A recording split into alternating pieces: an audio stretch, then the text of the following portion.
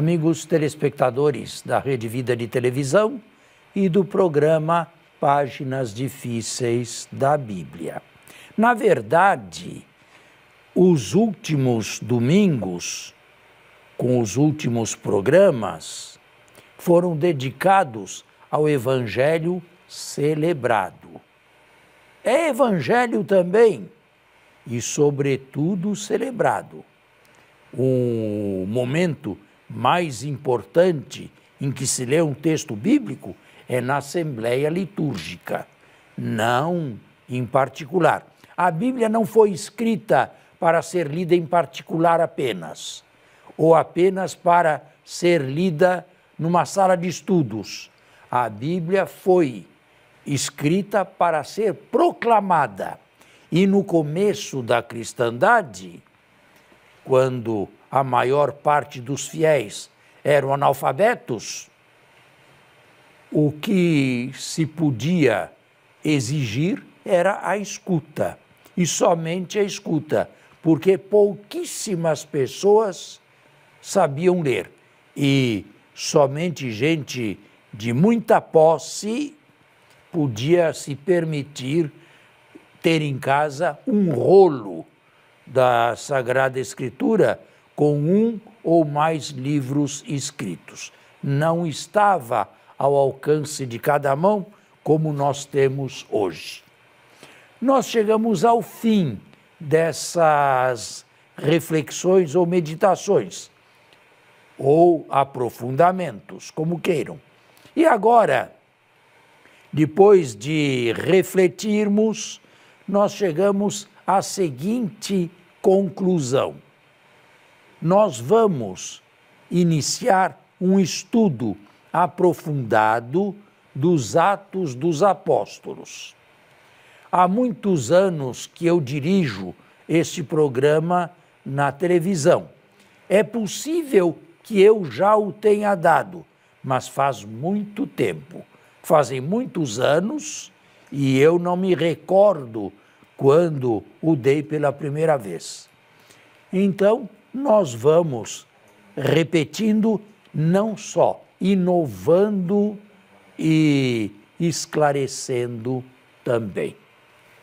Bom dia, Padre Fernando. Bom dia a você, meu irmão, minha irmã, que todas as manhãs de domingo convive conosco e neste programa catequético, teológico, de cunho bíblico, experimentamos sempre mais sobre nós e sobre a nossa vida o amor de Deus. Nós esperamos que os últimos programas que fizemos junto a vocês tenham servido para alimentar, sobretudo, a própria fé e o próprio amor à Eucaristia, que é palavra e pão. Padre? Muito bem. Nós não podemos começar os Atos lendo o primeiro capítulo, claro. Nós precisamos de uma introdução. E este programa, talvez o da semana que vem também, sejam dedicados à introdução. Vamos dizer o que todos sabem ou poderiam saber. Um mesmo autor, isto é, uma mesma pessoa, escreveu tanto o terceiro Evangelho quanto os Atos dos Apóstolos. Como sabemos disso? O vocabulário é igual, a fraseologia é igual, a gramática é semelhante, a sintaxe é semelhante, há um núcleo de palavras que são preferidas de Lucas, é o seu estilo pessoal, e isto aparece tanto no terceiro Evangelho quanto nos Atos dos Apóstolos, que passamos a estudar a fundo nestes próximos encontros nossos. Quem era esta pessoa? Quem era este autor? De Lucas se dizem algumas coisas. Primeiro, o nome. Temos certeza que realmente, se chamasse Lucas, ele não assina em nenhum lugar o próprio nome, nem no Evangelho e nem nos Atos. Temos certeza de que ele se chamava mesmo Lucas? É uma tradição antiquíssima que se fixou num nome de segunda grandeza. Não um apóstolo, não um dos 12. Se fixou neste nome, que é grego, é possível que esta tradição seja uma tradição atendível. Que se pode dizer deste Lucas, que não deixou nenhuma bibliografia. Tradições seguintes disseram isto: era médico, morreu muito ancião, muito velho, com mais de 80 anos. Para aquela época, era mesmo velho. Não se casou a vida inteira, foi celibatário. Conheceu de perto a Virgem Maria, de quem foi pintor de um quadro que se encontra na Itália. Que mais se fala de Lucas? De origem antioquena, padre? Não, origem grega e deve não ter conhecido a Palestina, escrito em algum lugar da Grécia, que nós não sabemos precisar onde. Certamente teria sido um prosélito judeu, ou um aspirante ao judaísmo, embora de origem pagã, que depois se converteu ao cristianismo. Ora, de tudo isto que eu acabei de dizer, a única coisa certa mesmo é que era um prosélito judeu, que se converteu ao cristianismo pela metade do século I. O resto, todo o resto, é absolutamente legendário. E não resiste a uma crítica mais profunda. Quando o senhor fala que todo o resto é absolutamente legendário, o senhor quer dizer que todo o resto são apenas conjecturas, hipóteses? Não, não são hipóteses, são invenções. Vamos dar o termo certo. Quanto à genealogia ou nascimento ou a identidade de Lucas... Como se pode dizer que ele era médico? Então, eu acho que... E como que a gente faz ciência desse modo? Estudos recentes mostram que os conhecimentos que Lucas tinha de medicina não superavam os conhecimentos que pessoas cultas daquela época também tinham. Isto para dar apenas um exemplo. Que conheceu Paulo ou foi companheiro de Paulo também é algo inaceitável, porque a teologia lucana não é a teologia paulina. Sobretudo quando se trata do valor da cruz. Para Lucas, um incidente logo reparado com a ressurreição. Para Paulo, uma verdadeira teologia do crucificado. Portanto, não podia ser discípulo de Paulo também. E assim se vai. Não é? Que tenha conhecido a Virgem Maria. Mas como? Como isso pode ser provado? Isso pode ser dito, mas comprovado não há como fazê-lo. Então, nós preferimos deixar o resto todo como lenda piedosa, sim, por certo, e apenas lenda. A festa litúrgica de São Lucas, quando é? Quando se celebra a festa litúrgica de São Lucas, é em outubro, se não me engano. Se não me falha a memória, é em outubro. Agora não tenho o dia. Não foi um dos 12, e aqui está certo, mas foi um apóstolo e evangelista. Ele tinha em mente escrever 2 volumes.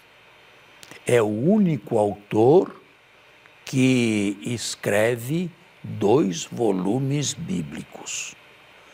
Além de Paulo, que escreveu diversas cartas. Nós podemos dizer que sim, porque diversos motivos ou perícopes que caberiam mais nos evangelhos, Lucas deixa para os Atos dos Apóstolos. Ele deve ter escrito os 2 volumes na década de 80 ou 90 do primeiro século da nossa era e deve ter escrito os 2 concomitantemente. Padre. Vamos fazer um intervalo e voltamos.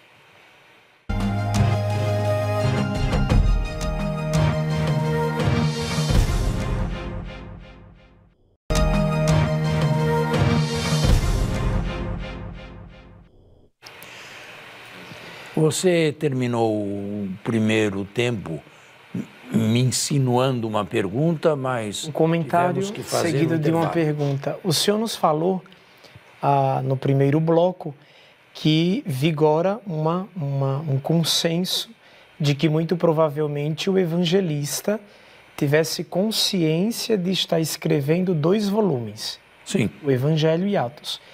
Também é verdade que vigora no mercado religioso, se eu posso assim chamar, um consenso de que o autor Lucas não tivesse essa consciência sistemática de estar escrevendo 2 volumes, mas apenas um tombo, e que só depois é que dividiram a obra dele. E esses exegetas falam que a razão é, quando você pega a teologia do terceiro evangelho, tudo se volta em torno de Jerusalém. Seria um movimento centrípedo. Quando você pega o tombo de Atos, aí você tem um movimento centrífugo, isto é, nem tudo se dá mais em volta de Jerusalém. No Evangelho, tudo concorre e leva a Jerusalém. A partir dos Atos, todos saem de Jerusalém e não voltam mais. Os Atos terminam em Roma. Agora, exatamente esse movimento e a ressurreição de Jesus ou a sua ascensão marcam o fim de um tempo e o começo de um outro tempo. Portanto, nós podemos dividir desde já e sempre os 2 volumes, que foram escritos, como eu falei, mais ou menos concomitantemente. Com isto não quero dizer que pela manhã escrevi o Evangelho, à tarde os Atos, mas os 2 volumes foram compostos na mesma década, ou de 80, ou mais, para mim, mais comprovadamente, ou mais provavelmente na década de 90. Eu não sei se, lhe colocando essa pergunta, eu acabo atrapalhando o seu raciocínio, padre, mas talvez uma das grandes dificuldades do leitor atual, sobretudo as pessoas do campo leigo em relação ao mundo bíblico, talvez seja uma dúvida nossa. Quando nos colocamos diante de um texto como o dos Atos, deixa-nos a ideia, o próprio texto, de que Lucas, naquele momento histórico, já estivesse falando para cristãos convictos, para gente que professava a fé decididamente em Jesus. Quando, na verdade, visitamos a história, sabemos que nem tudo era tão assim. Para quem Lucas, naquele momento, já falava? Lucas escrevia para comunidades cristãs, para pessoas já convertidas. Mas ainda não tinha judaizantes ali no meio, não existia... Se bem que, escrevendo na Grécia, num país pagão, os judaizantes de Lucas deveriam ser uma minoria. Em Mateus, não. em Mateus um grupo significativo, mas em Lucas os judeus não têm o mesmo peso que possui no Evangelho de Mateus. É difícil de saber quem estava na comunidade de Lucas. E também é um tanto comum, e a meu ver não muito exato, afirmar que cada evangelista escrevia para uma comunidade. Eu acredito que escrevesse em geral, para uso geral de diversas comunidades. E o texto ia sendo depois multiplicado, sempre escrito à mão. Certo? Sim. Ou seja, esse texto ele poderia ter lógica, encontrar espaço, inclusive em outras comunidades ali. Certamente. Circunvizinhas. Certamente. Agora, se isto já aconteceu em vida de Lucas, é difícil dizer. Qual foi o raio de abrangência deste evangelho ou deste livro, os Atos, no tempo de Lucas, é difícil dizê-lo. Agora, é tudo numa introdução? Acredito que não. Acredito que falta ainda muita coisa a ser dita nesta introdução. Tem mais alguma pergunta a fazer ou eu continuo? Não. Por hora não. Qual a finalidade da escritura dos Atos? Cada pessoa, ao fazer alguma coisa, persegue um fim. Nunca se faz nada sem um fim proposto. Qual foi a finalidade de Lucas? Que tinha ele em mente ao escrever os Atos? Diversas respostas podem ser dadas.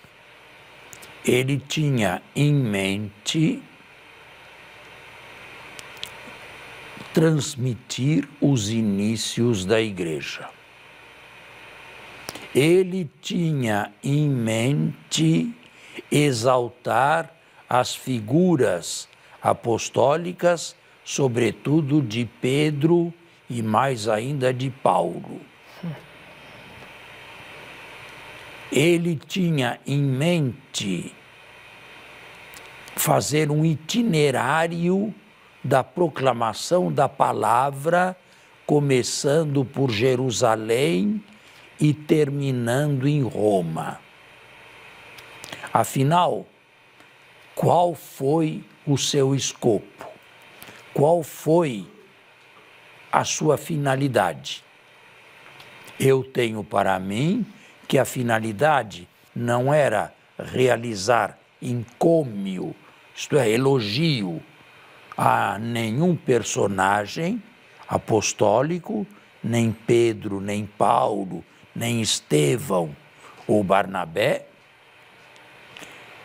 mas o seu escopo deve ter sido geográfico-teológico, isto é, mostrar, através de 1000 obstáculos, como a palavra de Jesus saiu de Jerusalém, atravessou a Judéia, a Galileia, a Samaria e os confins da terra, chegando em Roma. Mas quando o senhor apresenta... Isso está no capítulo 1, e você lê para mim, o versículo 8º. O 8º?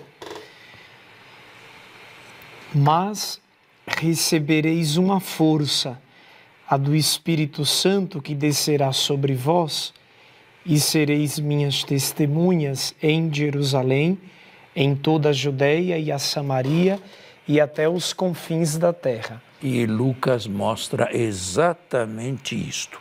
E para mostrar isto, ele elimina outras áreas geográficas onde certamente o cristianismo nasceu.